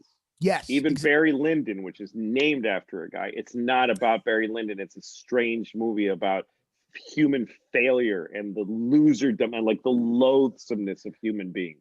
I mean, it's not about a guy. I think that's proof. 2001, there's an actor in it who I guess is the main actor, and I don't know his name. I don't think anyone, the guy who destroys Hal. No one even. Yeah, but I do think, I guess for me, it is tough because I do come from a place where I do like the human drama, and I am fulfilled by that. And I do think like it is tough when you don't care about your characters. I guess I do think suspense is it is all ideas, it is all abstract, but I like suspense and I like horror. And I guess the intellectualization of it where you don't try to go, I guess I like cheap thrills. That's what I'm saying. And like anybody can't do that. Not everybody can do what he was doing is what I'm saying. I'm saying that I like what you're talking about and this. I think they're parallel disciplines, and I think that he owned that one. What he did, he owned it, and he was so good. He decided he was capable of making just a good thriller. He could do it. I mean, The Killing is just a fucking great movie. The Killer's Kiss is great too.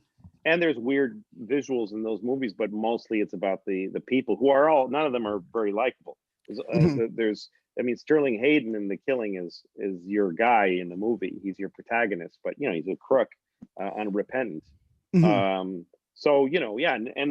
think Paths of Glory is his most humanistic movie. Yeah. I don't know. I guess yet it's about how horrible people are. It's not even just about war. It's about how in the corporate structure of the army, how disgusting human beings can be and that people have to die for other people's cowardice. But there is maybe I guess what I'm saying is I get what you're saying. You like both, but there is a shallowness, I think, sometimes when you are so disregarding people.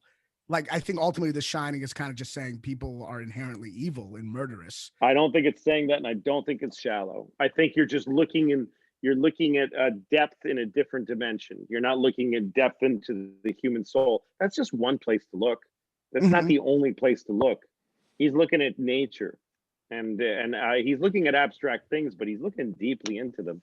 And also, he's having cinematic fun. And the thing that pays it off for me, the thing that pays it off for me is that I just think, look, there's this shot in 2001 when the monkey first starts to play with the bone. The way the shot is framed, if you go look at it, it's an absolute painting. All of his shots are just so beautiful, and his sense of editing and how to keep you gripped. He had a huge amount of skills, and he decided, I'm going to use them like this. I'm going to make this stuff I don't want to go straight at it. I just don't. That's one of the things that I do love about Kubrick is he comes from a photography background. So all those shots, and I believe that as a fan of film and a wannabe filmmaker, I do think a movie should be beautiful. One of my favorite movies, Brokeback Mountain, Ang Lee made, and like every fucking scene, every shot. I got possessed by the guy from looks like the Pink Team, but every single shot is like a painting. It's like a post. It's so spectacularly beautiful, and it's incredibly sad material, but it's such a beautiful movie. And Kubrick does that. Every single shot and scene is so beautiful and cinematic. I do. Go ahead. I just wish that. I wish this movie was cast different, and I know it's annoying because I know you don't like this kind of criticism. Raanan loves this kind of criticism, but like these ifs, and it's hard to not think about casting. Like, I wish it was like Harry Dean Stanton in place of Jack Nicholson, because Jack really does at this point feel like Jack, and he's doing this crazy Jack thing that personally takes me out of it. And Shelley Duvall is the most mystifying star in the history of the industry. I think she's like troublingly unattractive, and she talks throughout the movie. She's like, "What do you like?" She's literally moving her head. She's bringing. Talking like this. And this is where. By the way, I love the movie. I love it. There are bad things in the movie. It's not like, I mean, like her. The thing that doesn't make sense about her is he is psychopathic to her, and she reacts in this way that makes, like, he's just like, in like I think it's 20 minutes in, he's just like, if you ever fucking come in here while I'm fucking typing, get the fuck away. And she's just like, okay. But it's not like trying to examine like this movie about like domestic abuse. She's just like crazily. I don't know. I think that maybe you've been spoon fed a little bit because look, I grew up. I'm older than you, and when there is a stilted, ugly feeling in that room that is familiar to my generation in terms of domestic dialogue. There is a fucking distance and an ugliness that I feel. I feel a lot of stuff that you didn't feel when I watched that. The other thing about Nicholson in this movie is that this movie was just so iconic in his acting, that in that character that he created, that he messed up the rest of history, the future for itself. It's a movie that you saw when it came out and you're like, what is this? Is crazy the way he's acting. But I mean, Jesus Christ, you can't approach that movie without that movie being in your head. You can't watch. No one will. There's no jury you can find that will judge The Shining, objectively, because everybody has, and The Shining's echoed and it's been used. His characters informed characters after it, so I think it's hard. But I do think that, like in that scene, that's a real scene. It's everything Kubrick did was weird. He saw the world in a strange way, but there was a feeling in the 70s of couples that were a little bit strangers to each other, and men that were a little dangerous to their wives. And he's supposed to be. And I get dangerous. that. And I get that. But he is so over the top with his dangerousness that it's, yes, look, a lot of people have said that Jack is like insane in this movie. I get it. I get it. But I'd way rather watch that than somebody who's like, boy, they really nailed the casting with this role. Like Shelley Duvall's a good example. She's not beautiful and elegant, and there's not chemistry between them, like cute moments where you're like, oh, look at these two. That's nice. Ooh, I hope nothing bad happens. Like, who gives a fuck?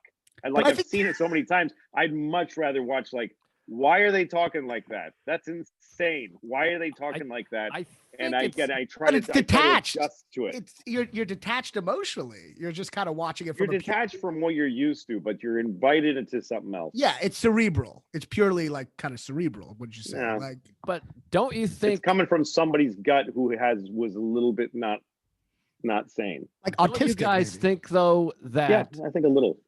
Don't you think that my assessment of Harry Dean Stanton was pretty brilliant and underrated comment in the podcast? Harry Dean Stanton? I really feel like I thought everyone was gonna be like, "Oh shit, man, fucking Stanton! That would have been something." I think it would have been understated. It would have been fine. I just see him as so weird, Harry Dean Stanton. I think it should have been like Robert Redford. Oh, the worst actor ever. The worst actor ever. The whole episode. Oh, he's still alive. It's not fair, but yuck. Yuck. Yeah, I feel like there's something in this house. It also please don't come in here when I'm typing. Robert Redford would have only worked if Paul Newman was playing Danny Lloyd. Paul Newman could have played that easily. Paul Newman would have been amazing. That's what I'm saying. I mean, Paul Newman would have been great. I guess I get what you're saying, and obviously we like what we like, but I guess I think maybe my response is you're maybe a little too dismissive of the idea that someone who is a protector terrorizing you as something that we've seen so many times. I actually think that is a unique idea that could have been really terrifying while still having all those other the house and all these things. But I do think the idea of someone you associate with warmth attacking you is such a primal fear. Sure. And that primal fear is like ignored in the movie to the point where like no, it's not ignored. It's just he did something else. Yes. I can't let it go. It's the way I look at it. I remember when I was writing on Conan, and we were trying to pitch ideas, and Robert Smigel was the head writer, and we all worshipped him. He was a brilliant guy. He still is. And we were pitching. One of the writers said something. Madonna was going to be there in the next day doing some SNL or something.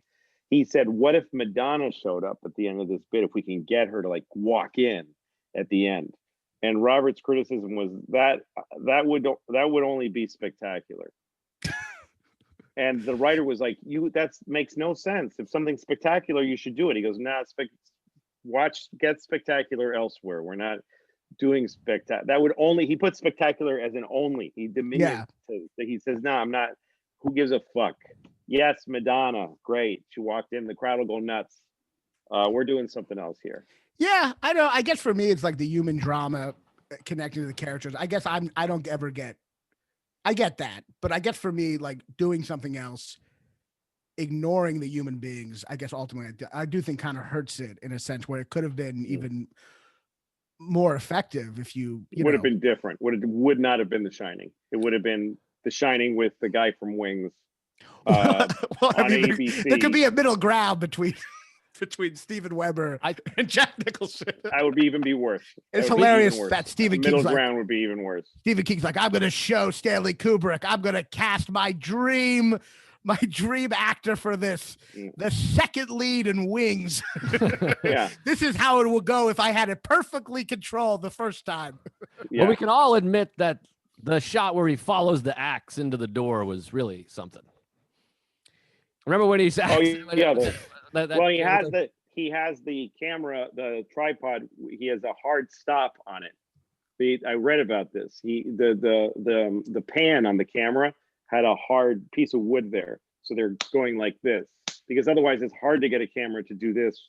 And so the cameraman was slamming the handle of the camera against to mirror the axe. So you got that impact. Also, since we're nerding out, they actually used a fake door at first, but Jack Nicholson was already a pretty good axe person. I don't know what you call it. Actor. Axter. He was a good axter, and he would just demolish that door too, like powerfully. So they got a real door. By the way, two of these, we got to start to wrap up because this is gonna be longer than a Kubrick movie, but. We still got 2 more hours for that.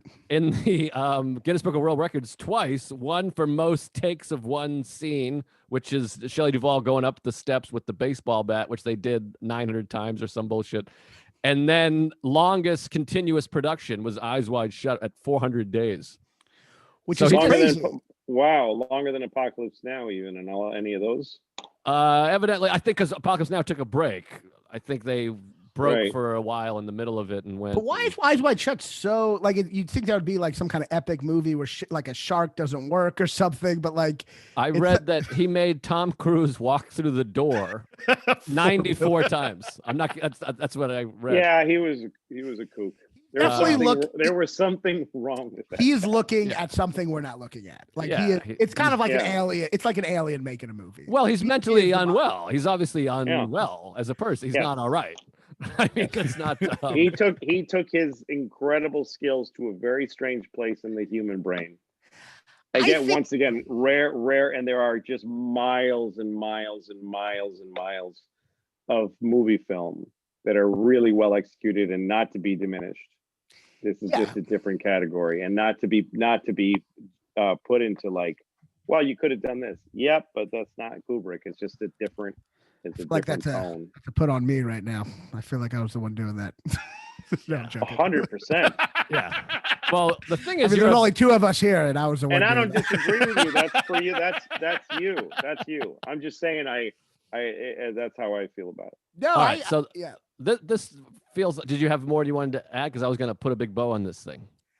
I should leave so you guys can close. This is your show. So we need your opinion. We'll do it like Hal. Hey, Joe, can we talk in the C-pod? No, we usually rank, but I wasn't sure if Raanan, if you were going to say one more point there.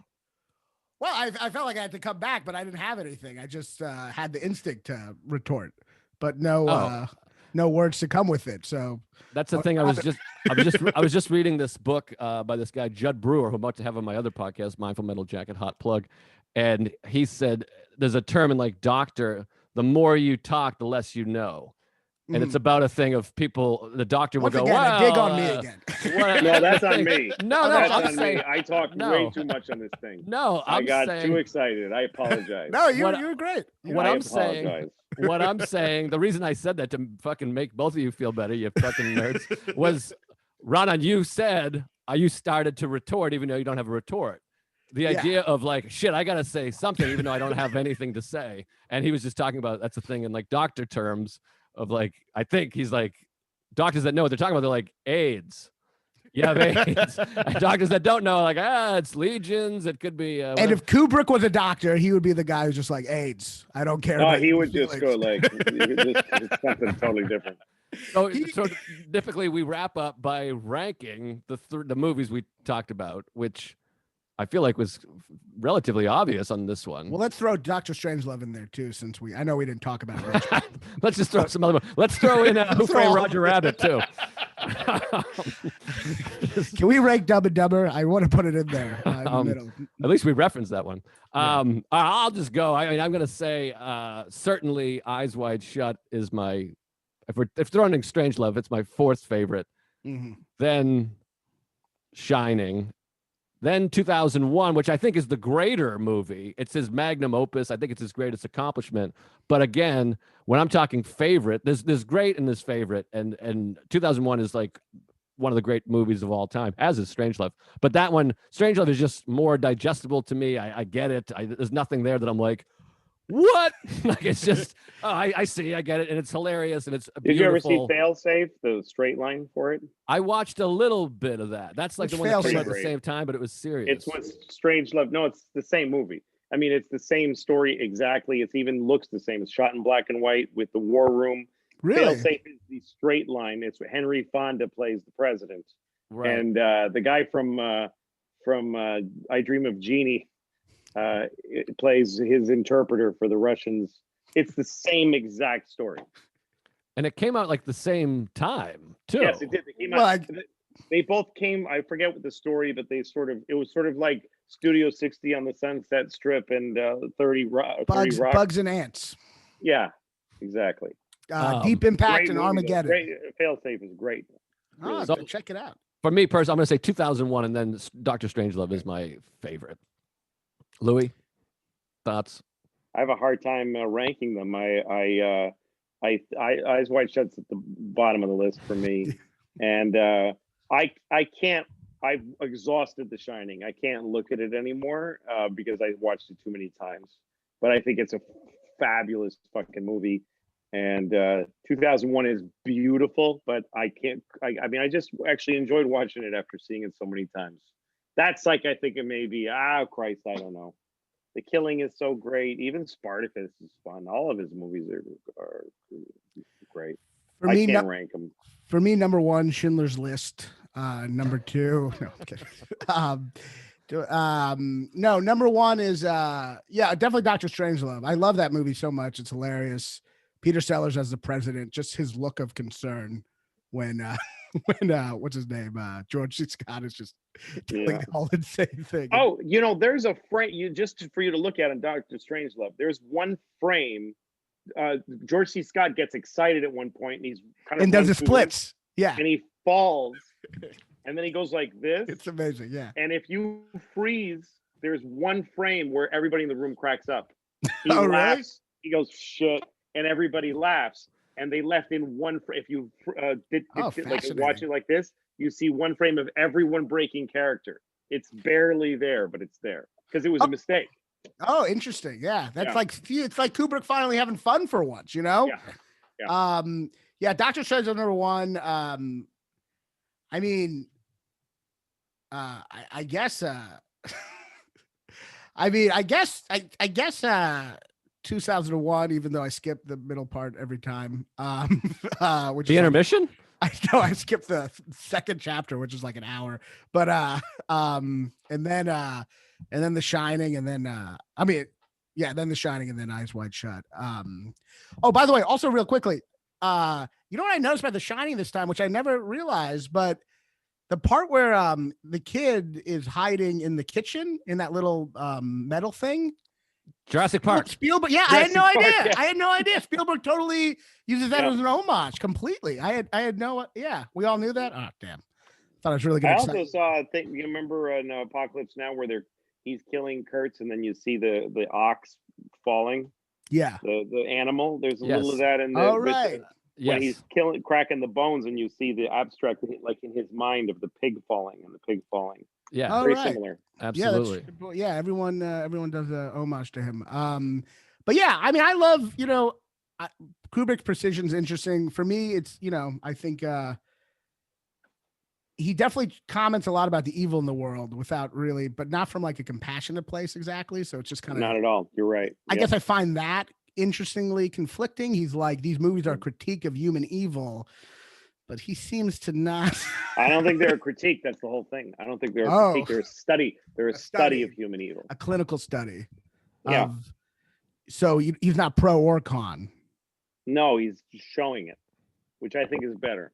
That's an interesting thing too about 2001. There's a lot of debate about 2001. Is it a pessimistic movie or an optimistic movie? And that's like, there's like pages and hours of debate. Is pessimistic when you feel like your dog might die soon? Yeah. Well, after the credits, the fetus gets aborted. A lot of people don't. Yeah, it's actually all about abortion. That's right. So I think pessimistic. I mean, I think obviously 2001 isn't that hopeful when you're showing a fetus over the earth with the music? I think everything that suggests this other beings is hopeful. I think that's like I watched that movie, The Phenomenon. Joe, did you finally ever watch it? I think I was bullying you into watching it. The Phenomenon is a John Travolta. No, not that one. It's a documentary about aliens. Oh yeah, I keep seeing that, and Sarah doesn't want to watch it. I think it's a crazy thing because I'm a very skeptical person, and also I get bored by crazy ideas like that. And I'm watching it, and like, you see a pilot saying, "I saw this thing," and there's so much weight on him. Like, it's like, dude, you're crazy. Like, I'm just like, you're crazy. I'm trying to figure out how you're crazy, but you're crazy because you saw a flying saucer. And he's like, I saw it, and they keep going, and I go, midway through the movie, I'm like, Jesus Christ, it's true. This is all true. This is 100% true, and it made me feel good. At the end of that movie, I believed. And I'm down to about 80% just from like forgetting a lot of it. But I was like 100%. They've been flying saucers visiting here as long as we've been seeing them. And it made me feel good because I thought like somebody is going to step in if we get too fucked. I know it already looks like they could have like 2 years ago, but like there's they didn't step in for the Holocaust or anti-Semitic. What's that? They're anti-Semitic. Oh, yeah, they're like that. That's nothing. Holocaust. That's nothing compared to what we could do. Compared to what we could do to ourselves, and it may not even be that they're interested in helping us, but there's somebody else there who's got their shit together a little tiny bit more than we do. Somehow, in a weird, abstract way, that makes me feel a childish safety. Well, it's not like based in logic. Kind of like a belief in God in a way, or if it feels that belief. Yeah, a little bit. I always thought it'd be a cool movie, like in Close Encounters where he sees the UFOs and he gets obsessed. I always thought it'd be a cool movie if someone saw a bunch of UFOs and told a bunch of people and they didn't really care. And so he just went on with his life. And that's the whole movie. Like, right. Instead of it ruins his life. Yeah. It doesn't ruin his life. He just, no one cares. Well, fuck it. I'll just keep on going. They talked to this. There's these two schools where flying saucers landed and they got out and looked at the kids, got really close to them. And they're different times in history. One was like in the 90s and one was way before that. And when it happened, there was these huge news stories and the kids drew pictures and they show you footage of the news stories from way back then. And then and you see the little kids going, he looked at me, he had big eyes, and they talk about it. And you look at the kids, you go like, they're all lying? That's weird. And then they bring them back together as adults. And they live in this was like, one of them was in an international school in Africa. So all the kids they're all adults now. And they're all saying, yeah, it's been fucking with my life because I had to get on with my life. I can't be, but I met an alien face to face and I'm an accountant now. And it's crazy. And when you watch those people talk, they have no reason to lie. You go, fuck, that feels fucking real. I think that's, or at least it's interesting. You should see the movie. I think that's fascinating because life still moves on. Yeah. Like in Close Encounters, it doesn't. He just goes up in his spaceship. But for everyone else, you still have to cook breakfast in the morning and go to your job. But all the people that worked at the Close Encounters place, all the guys at the things, they went home and how was work today? Well, look, it was most likely. Oh God. It was most likely like a piece of a satellite. But I was younger and I was standing outside the Jewish Community Center in Louisville, Kentucky. And I saw this bright green glowing object fly through the sky. And I told a couple people and no one gave a shit. So I just stopped. I just didn't care that much. I mean, it's most likely a satellite, but Jimmy Carter saw a UFO. Really? Yes. And I always heard this. And in the movie, that's so crazy. They don't put it in the movie. If you watch it on iTunes, if you go to the extras, they show an interview where a guy who's in a wheelchair like this with the thing, and he came up to get a book signed by Jimmy Carter, and he took advantage of like, I got this, you got to answer. Like he said, Mr. President, is it true that this is like old Jimmy Carter. Is it true that you saw a UFO? And Jimmy just goes, yes. Like he looks like, yes, I have to. He's an honest guy. I really believe Jimmy Carter can't lie. But he went like, yeah, I did. Yes. But he goes, what was it like? And he described it exactly the same as everybody in the movie. He says it was here and then it just shot away incredibly fast. That's what's so beautiful. And then they said, did you tell when you became president? Did you tell them? And he said, I did. I told them, and they told me, don't worry about it. That's such a beautiful story, because it's like, yeah, he saw a UFO, but the way life goes on, what ends up happening is he just gets annoyed having to tell the story so many times. That's right. Like, and then he became president after he saw a UFO. How crazy is that? Well, I mean, I forgot so much. I just remembered I saw one at the end of this. That's how much was in the back of my mind. And you could be, I saw a UFO. You could be president someday. First Jewish president. They'll never let a Jew. They'll never. No, they will. Joe Liebman almost got in there. He wasn't close. He wasn't close. He wasn't even close. All right, we gotta wrap up.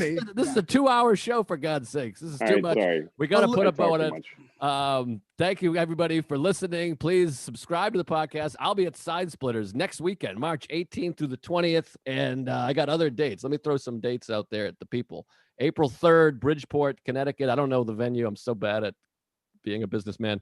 The Comedy Club of Kansas City, which I was calling Helium for a while, which is not a comedy club, but there is a comedy club called... Was it offensive, like the Washington football team?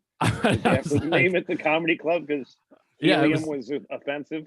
Yeah, it was called the Big Elements. Big Dirty Indian Comedy Clubs. No, it's the Comedy Club of Kansas City in Helium. That's April 8th through the 10th. And then I'm at the Omaha Funny Bone, April 23rd to the 24th. And then May 15th, Paramount Theater in Austin. And I should have had you go first, Raanan, because I assume you have way less gigs. Yeah, it's going to be really anticlimactic. Follow me online. You can see me at, April 9th through 10th in Louisville, Kentucky, my hometown, this place called Planet of the Tapes. I'll have that soon. And Key West, April 29th through, what's after April?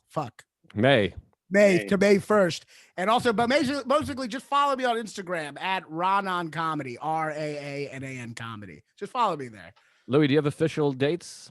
No, you can go on my website to see the special I released just this last April. Some people still don't know about it, but louisck.com. You can buy my special there. And I don't have any dates, but I'm sure whoever's at McGurty's Comedy Theater is very good. And I'll be back on tour in September. I'm booking a bunch of theaters now. Beautiful. Well, thank you so much for doing this, Louis. Really Thanks for having me. It was the funnest thing ever. Yeah, we'll have you on. We'll have you on again. It was really fun. You're another co-host now. I'm gonna press stop.